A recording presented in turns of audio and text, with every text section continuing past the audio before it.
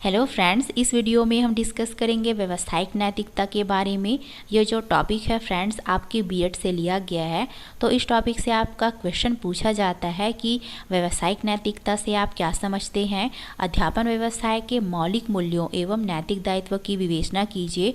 तो अगर ये क्वेश्चन जब आपके लॉन्ग नोट्स में आ जाते हैं तो आपको चीज़ों को थोड़ा सा वाइडली बताना होगा, मतलब कि आपको इसका पूरा सिनॉप्सिस तैयार करके चीज़ों को डील करना है।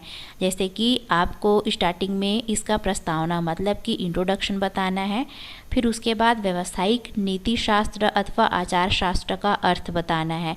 तो व्यावसायिक नैतिकता को व्यावसायिक आचार शास्त्र या फिर नीति शास्त्र भी कहा जाता है। फिर उसके बाद आपको इसके डेफिनेशन को बताना है एंड देन आप इसके अध्यापन व्यवसाय के मौलिक मूल्य, क्योंकि हमको क्वेश्चन में मौलिक मूल्य और नैतिक दायित्व के बारे में भी पूछा गया है। तो इस तरीके से आपको पॉइंट बनाते हुए जो है चीज़ों को डील कर देना है। और आप चाहे तो इन 2 पॉइंट को भी अपने वर्ड में डील कर सकते हो, इंक्लूड कर सकते हो। नैतिकता से संबंधित वर्तमान के मुद्दे क्या हैं, इसके लिए कौन कौन से विशेष प्रयास किए जा सकते हैं, और आपको लास्ट में इसका कंक्लूजन मतलब कि निष्कर्ष बता देना है और संदर्भ सूची। सो फ्रेंड्स, वीडियो में आगे बढ़ने से पहले यहाँ पर मैं आपको बताना चाहूँगी कि ये टॉपिक आपके एग्ज़ाम के पर्सपेक्टिव से तो इम्पॉर्टेंट है ही, बट इसके साथ ही साथ ये टॉपिक जब आप टीचिंग के फील्ड में आ जाओगे, जब आप शिक्षक बन जाओगे, तो ये आप में व्यवहार कुशलता में भी जो है बहुत ही सहायक सिद्ध होगी। मतलब कि आपको बच्चों के साथ, उनके पेरेंट्स के साथ किस प्रकार से बिहेव करने हैं, और इसके साथ ही साथ आप अपने वर्क प्लेस में जो भी आपके साथी गण हैं उनसे आपको किस प्रकार का बिहेव करना है, आपको किस प्रकार का प्रबंधन करना है, इन सारी चीज़ों के बारे में आप इस वीडियो में जानेंगे। तो ये टॉपिक जो है बहुत ही इंपॉर्टेंट होने वाला है, तो इस वीडियो में आप एंड तक ज़रूर से बने रहिए। चलिए शुरू करते हैं। तो हमारे मैक्सिमम व्यूअर्स के यहाँ पर कमेंट आते हैं कि मैम वीडियो का पीडीएफ हमको कहाँ से प्रोवाइड होगा करके। तो आपको इन टॉपिक्स के पीडीएफ जो है टेलीग्राम चैनल बीएड मंत्रास में प्रोवाइड कर दिए जाते हैं, जिसका लिंक वीडियो के नीचे डिस्क्रिप्शन बॉक्स में गिवन है, तो उसे आप वहाँ जाकर ज्वाइन कर सकते हो। तो हमारा फर्स्ट पॉइंट है इसका प्रस्तावना मतलब कि इंट्रोडक्शन। क्योंकि फ्रेंड्स, टीचर एक मुख्य व्यक्ति होता है जो किसी भी राष्ट्र की सांस्कृतिक धरोहर को जीवित रखने में और उसकी प्रगति में बहुत ही महत्वपूर्ण भूमिका निभाती है। शिक्षक के द्वारा नई पीढ़ी जो है सामाजिक वातावरण में एक अच्छा और संपन्न जीवन व्यतीत करने के लिए तैयार किया जाता है। सो इस प्रकार से शिक्षकों की भूमिका किसी समाज या समुदाय में बहुत ही महत्वपूर्ण होती है। तो यहाँ पर शिक्षकों की सामाजिक तथा व्यक्तिगत भूमिका के कारण ही उन्हें व्यावसायिक या वृत्तिक कहा जाता है, और शिक्षण को व्यवसाय या वृत्ति कहते हैं। तो इस वीडियो में हम पहले जानेंगे कि व्यवसाय या फिर व्यावसायिक क्या होता है, और उसके बाद हम नैतिकता के बारे में डिस्कस करेंगे। तो जैसा कि प्रत्येक व्यक्ति क्या है, वो किसी न किसी फील्ड से संबंधित होता है, मतलब कि वो कोई ना कोई पेशा या फिर नौकरी से या फिर व्यवसाय से वो संबंधित होता है। और इस प्रकार से वो जिस भी व्यवसाय से संबंधित होता है उसमें क्या है, उसी से रिलेटेड स्किल्स जो है डेवलप हुआ रहता है, या फिर उनमें वो स्किल्स जो है मौजूद होता है। तो ठीक इसी प्रकार से जो अध्यापन व्यवसाय है, तो यहाँ पर अध्यापन इन द सेंस कि पढ़ाने को व्यवसाय क्यों कहा गया है, क्योंकि इसके लिए पर्टिकुलर शिक्षक क्या है, उन्हें प्रशिक्षण मिला रहता है। जैसे कि आप लोग बीएड या फिर डीएड कर रहे हो, तो आप क्या है टीचिंग पीरियड में हो, व्यावसायिक कोर्स कर रहे हो, प्रशिक्षण ले रहे हो बच्चों को पढ़ाने का। तो इस प्रकार से क्या है, इन ट्रेनिंग पीरियड के दौरान आप में उन स्किल्स को डेवलप किया जा रहा है कि आपको बच्चों को किस प्रकार से टीच करने हैं, और इसके साथ ही साथ और भी बहुत सारे स्किल्स होने चाहिए एक शिक्षक में। तो उन सारी स्किल्स को क्या है, आपको इन टीचिंग पीरियड के दौरान आप में इन्हेंस किया जाता है, डेवलप किया जाता है, और इस प्रकार से वो स्किल्स क्या है आपके जीविकोपार्जन में सहायक सिद्ध होते हैं। तो यहाँ पर वृत्ति या फिर व्यवसाय इन द सेंस कि जिस भी आप पेशे में या फिर नौकरी कर रहे हो वो हुआ, और यहाँ पर वृत्तिक या फिर व्यवसायिक इन द सेंस कि जो व्यक्ति है वो कौन से पेशे से संबंधित है। जैसे वो टीचिंग के फील्ड से रिलेटेड है तो वो शिक्षक हुए, तो शिक्षक क्या है, व्यवसायिक हैं यहाँ पर। तो इस प्रकार से जो एक प्रशिक्षित व्यक्ति के कौशल को प्रदर्शित करता है, जो धन कमाने हेतु निर्धारित कार्य करता है। सो इस प्रकार से आई होप आपको ये पॉइंट अच्छे से समझ में आ गए होंगे कि व्यावसायिक या फिर व्यवसाय क्या होता है। क्योंकि फ्रेंड्स, आपने अक्सर ये कहते सुना होगा कि शिक्षण या फिर जो पढ़ाना होता है वो समाज सेवा होता है करके। तो ये सारी चीज़ें क्या है, पहले के टाइम में होता था कि हाँ भाई पढ़ाना क्या है, एक समाज सेवा है, लोगों की सेवा करना है करके। बट अब ये क्या हो गया, एक प्रकार का व्यवसाय हो गया है। तो व्यवसाय तो हो गया है, लेकिन जब आप इस व्यवसाय में आते हो तो आपकी क्या क्या रिस्पॉन्सिबिलिटी होनी चाहिए, आप में कौन कौन सी नैतिक जिम्मेदारी होनी चाहिए, इन चीज़ों को भी आपको ध्यान में रखना है और अपने जो जिम्मेदारी है, दायित्व है, उनका आपको पालन भी करना है। तो इस प्रकार से शिक्षक को व्यावसायिक इसलिए कहते हैं क्योंकि उसे शिक्षण देने के लिए प्रशिक्षित किया गया है और उसने शिक्षण कुशलता अर्जित कर ली है। सो इस प्रकार से अब नेक्स्ट पॉइंट है, व्यावसायिक की भांति शिक्षक से ये अपेक्षा या फिर आशा किया जाता है कि वो विशिष्ट आचरण के नियमों तथा व्यवहार के प्रमापों का पालन करेगा। जो भी शिक्षक का आचरण होना चाहिए, जैसे कि सादगीपूर्ण उनका बिहेवियर होना चाहिए, सभी बच्चों से समान रूप से मैत्रीपूर्ण व्यवहार करना चाहिए और आदर्श होना चाहिए, ताकि बच्चे जो है उनका अनुसरण कर सके। तो इस प्रकार से उनका जो पर्सनालिटी है वो विशिष्ट आचरण के नियमों और व्यवहार के प्रमापों का पालन करना होना चाहिए। इससे तात्पर्य ये है कि उसका व्यवहार नैतिक धारणाओं मतलब कि नीति शास्त्र या फिर आचार शास्त्र से नियंत्रित रहना चाहिए। सो इस प्रकार से आई होप आपको व्यावसायिक नीति शास्त्र या फिर आचार शास्त्र के बारे में समझ में आ गए होंगे। अब नेक्स्ट पॉइंट है परिभाषा। तो कुछ सोशियोलॉजिस्ट और एजुकेटर्स दर्शन शास्त्रियों के अनुसार व्यावसायिक नीति शास्त्र की परिभाषा इस प्रकार है, एक पेशा या व्यवसाय जिसके लिए विशेषज्ञ ज्ञान या सीखना की अपेक्षा की जाती है। एक वृत्तिक या व्यावसायिक वह है जो ज्ञान का भंडार अर्जित करता है, कुशलताओं की कड़ी में पारंगत होता है तथा उनका प्रयोग मानवता की सेवा के लिए करता है। मतलब कि आप किसी भी पेशा या फिर फील्ड में व्यवसाय में जाते हो तो आप में उन फील्ड से रिलेटेड विशेष ज्ञान होना चाहिए और आप हमेशा सीखते हुए रहना चाहिए, आप में सीखने की ललक होनी चाहिए और इसके साथ ही साथ जो ज्ञान का भंडार अर्जित करता है और वो किसी भी परिस्थिति में खरा उतरता है। अब नेक्स्ट पॉइंट है, बेकन महोदय के अनुसार कोई भी व्यवसाय नैतिक मापदंडों की अनुपस्थिति में समाज का कल्याण नहीं कर सकता है। भाई जहाँ नैतिकता नहीं रहेगी वहाँ क्या समाज का कल्याण हो सकता है क्या? बिल्कुल भी नहीं हो सकता है। तो इस डेफिनेशन में इसी के बारे में बताया गया है। वही व्हीलर महोदय के अनुसार व्यवसाय का अभिप्राय उन संस्थाओं से है जिसका संगठन एवं संचालन किसी निजी लाभ के लिए होता है। सो इस प्रकार से नेक्स्ट पॉइंट है अध्यापन व्यवसाय के मौलिक मूल्य। तो यहाँ पर शिक्षण व्यवसाय के मौलिक मूल्य क्या हैं, तो इसको हम निम्न पॉइंट्स के थ्रू समझने की कोशिश करेंगे। फर्स्ट है मानवीय मूल्य और मानवीय अधिकार, सेकंड है व्यावसायिक निष्ठा, थर्ड है सम्मान और समानता और फोर्थ है निजता। तो इन चारों पॉइंट को हम एक एक करके डिस्कस करेंगे। फर्स्ट है मानवीय मूल्य और मानवीय अधिकार। मतलब कि अगर आप टीचिंग के फील्ड में आते हो तो आपका मौलिक मूल्य क्या होना चाहिए, मानवीय मूल्य और मानवीय अधिकार। तो यहाँ पर मूल्य और सिद्धांत क्या है, मानवाधिकारों को प्रतिस्थापित करते हैं। मानव अधिकार क्या है, तो मुख्यतः जो है 6 मानव अधिकार है हमारे, जिसमें से फर्स्ट है समानता का अधिकार, स्वतंत्रता का अधिकार, शोषण के विरुद्ध अधिकार, धर्म की स्वतंत्रता का अधिकार, शिक्षा और संस्कृति संबंधी अधिकार, संवैधानिक उपचारों का अधिकार। विद्यालयों और बच्चों की शिक्षा में मानव अधिकारों का संरक्षण होना चाहिए।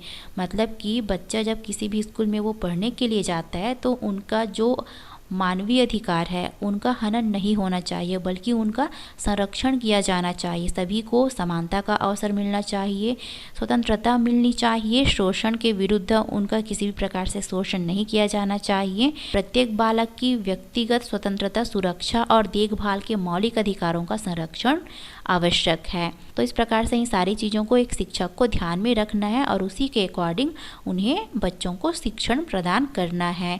नेक्स्ट है व्यावसायिक निष्ठा। नैतिक चेतना और उच्च व्यावसायिक दक्षता व्यावसायिक निष्ठा का आधार होता है। बच्चों में खेल अधिगम मतलब कि सीखना और निर्माण के लिए व्यवस्था इसके लिए क्या है, एक कुशल, ईमानदार और समर्पित शिक्षकों की आवश्यकता है, जिससे कि बच्चों में इन सारे चीज़ों को डेवलप किया जा सकेगा। सो इस प्रकार से व्यावसायिक निष्ठा क्या है, अध्यापन व्यवसाय के मौलिक मूल्य हैं। वही नेक्स्ट है सम्मान और समानता। प्रत्येक बालक के व्यक्तित्व को सम्मान मिलना चाहिए। बालक के साथ किसी तरह के भेदभाव या फिर पूर्वाग्रह या फिर पक्षपात को सहन नहीं किया जाना चाहिए। प्रत्येक बालक को अपने विचार प्रस्तुत करने का मतलब कि अपनी अभिव्यक्ति का स्वतंत्र उन्हें अवसर दिया जाना चाहिए। तो ये सारी चीज़ें क्या है, अध्यापन व्यवसाय के मौलिक मूल्य हैं। वही नेक्स्ट है निजता। तो अध्यापन व्यवसाय में निजता का महत्वपूर्ण स्थान होना चाहिए। निजता प्रत्येक व्यक्ति का अधिकार है। बच्चे, माता पिता या साथियों के संबंध में अत्यंत निजी सूचनाओं को असंवेदनशील तरीके से सार्वजनिक नहीं किया जाना चाहिए, क्योंकि कई बार ऐसा होता है कि शिक्षक क्या है, वो क्लासरूम में सभी के सामने उस बच्चे के बारे में जो भी उसकी निजीगत बातें होती है उसको वो पब्लिकली बोल देता है। तो ये बातें जो है सही नहीं है, बल्कि यहाँ पर ये कहा गया है कि प्रत्येक व्यक्ति की अपनी एक निजता होती है, उसकी निजीगत अधिकार होता है। तो उनके इस निजता को ध्यान में रखते हुए ही टीचर को बच्चों के साथ बिहेव करना चाहिए करके। और इसी कड़ी में इलेक्ट्रॉनिक सूचना माध्यमों के प्रति विशेष रूप से जागरूक होने की आवश्यकता है शिक्षकों को, क्योंकि आज के डेट में मोबाइल है और मोबाइल के थ्रू क्या है, हम किसी के बारे में भी इंफॉर्मेशन कलेक्ट कर सकते हैं। बट यहाँ पर हमें किसी भी बच्चे अथवा उनके अभिभावकों के बारे में पब्लिकली जो है किसी भी प्रकार की बातें नहीं करनी चाहिए, उनकी निजता का भी सम्मान करना चाहिए। सो इस प्रकार से नेक्स्ट पॉइंट है अध्यापन व्यवसाय में नैतिक दायित्व क्या है। तो फर्स्ट पॉइंट है विद्यार्थियों और माता पिता के साथ उनका बिहेवियर। सो फ्रेंड्स, अगर आपको इन पॉइंट्स को समझना है तो आपको बस एक बात का ध्यान रखना होगा कि एक शिक्षक को अपने अध्यापन व्यवसाय में उनकी जो नैतिक दायित्व है, उनकी जो नैतिक जिम्मेदारी है वो क्या होनी चाहिए। मतलब कि एक शिक्षक को स्टूडेंट और उनके पेरेंट्स के साथ किस प्रकार का बिहेव करना है, कार्यस्थल पर उनका व्यवहार कैसा होना चाहिए, सार्वजनिक संस्था के रूप में विद्यालय में उनका बिहेवियर कैसा होना चाहिए। इन सारे पॉइंट को हम एक एक करके समझने की कोशिश करेंगे। सो फर्स्ट पॉइंट है विद्यार्थियों और माता पिता के साथ। तो बच्चों में खेल, अधिगम और निर्माण की संभावनाओं का विकास करना चाहिए। शैक्षिक और प्रविधि के क्षेत्र में अप टू डेट रहें। मतलब कि शिक्षक जो है बदलती हुई परिस्थिति, समय के अनुसार उन्हें हमेशा अप टू डेट रहना चाहिए। वर्तमान में जो भी घटनाएं घटित हो रही है, इन सारी चीज़ों के बारे में भी टीचर को अप टू डेट रहना चाहिए। अध्यापक होने के कारण अपनी शक्तियों के प्रति जागरूक रहें। आपको एक शिक्षक होने के नाते जो भी शक्तियाँ मिली है या फिर आपकी जो भी रिस्पॉन्सिबिलिटी है उसके प्रति आपको जागरूक रहना है। ज्ञान का स्तर समृद्ध होना चाहिए, मतलब कि आपको हमेशा सीखते हुए रहना चाहिए, एक्टिव होना चाहिए। मूल्यांकन कार्य की नैतिकता के प्रति जागरूक रहें। समानता को प्रोन्नत करें। बच्चों और माता पिता से सम्मान भाव से मिलें। बच्चों के मौलिक अधिकारों का संरक्षण करें। व्यावसायिक आलोचनाओं को खुले मस्तिष्क से समझें। मतलब कि जो भी प्रॉब्लमेटिक, जो भी समस्याएं हैं उसको आपको खुले दिमाग से समझना है और निस्वार्थ भाव से, मतलब कि निष्पक्ष रूप से आपको उनका हल ढूंढना है। वही नेक्स्ट पॉइंट है कार्यस्थल पर। तो विद्यालय में काम करने वाले सभी लोगों के साथ नैतिक आचरण का प्रदर्शन करें। अध्यापकों को अपनी संस्था तथा अन्य संस्थाओं से ज्ञान, दक्षता और नैतिक निर्णय के संबंध में विचार विमर्श करना चाहिए। जो भी आपकी सलाह या फिर समाधान है उसको आप जो है प्रस्तुत कर सकते हो और इस प्रकार से आप स्कूल की समस्याओं को दूर कर सकते हो, आप उनमें भागीदारी ले सकते हो। सकारात्मक सहयोग का वातावरण निर्मित करना चाहिए जिसमें सभी सदस्यों के दृष्टिकोण और विचारों को गंभीरतापूर्वक लिया जाए। अध्यापक के कार्यों में पारदर्शिता होनी चाहिए। अध्यापक को अन्य व्यवसायों की दक्षता का भी सम्मान करना चाहिए। यदि विद्यालय में कोई समस्या उत्पन्न होती है तो उसके अच्छे समाधान के लिए आपको आगे आना चाहिए। वही नेक्स्ट है सार्वजनिक संस्था के रूप में। तो विद्यालय में अध्यापक में साहस होना चाहिए कि वह राजनीतिक संकल्पों का साथ दे सके। अध्यापक को सहयोग देने में आगे आना चाहिए। किसी अन्य व्यवसाय की जिम्मेदारी नहीं लेनी चाहिए। मतलब कि आपको अध्यापन व्यवसाय के अतिरिक्त किसी भी प्रकार के व्यवसाय की जिम्मेदारी नहीं लेना है, चाहे वो प्राइवेट ट्यूशन हो, चाहे वो अदर सेक्टर में आप कोई और कार्य करना चाहते हो तो उन सारे कार्यों को आपको नहीं करने चाहिए। सो नेक्स्ट पॉइंट है विशेष प्रयास। तो व्यावसायिक नैतिकता को आगे बढ़ाने के लिए किस प्रकार का विशेष प्रयास किया जा रहा है, इसको हम इन निम्न पॉइंट्स के थ्रू समझने की कोशिश करेंगे। फर्स्ट है अध्यापकों को व्यावसायिक चेतना एवं नैतिक दायित्वों के प्रति अभिप्रेरित करना चाहिए, उन्हें मोटिवेट करना चाहिए, शिक्षा के लक्ष्यों के प्रति जागृत करना चाहिए। अध्यापकों को पुनर्बलन उपलब्ध कराया जाना चाहिए, मतलब कि उनको समय समय पर शिक्षकों को भी मोटिवेट करना चाहिए, उन्हें प्रोत्साहित किया जाना चाहिए।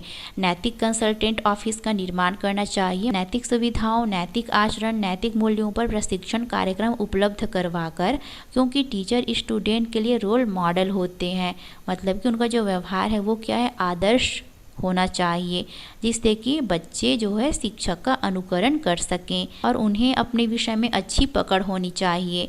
सो इस प्रकार से नेक्स्ट है पूर्वाग्रह को कम करना चाहिए, मतलब कि उनके थॉट में फ्लेक्सिबिलिटी होनी चाहिए, लचीलापन होना चाहिए।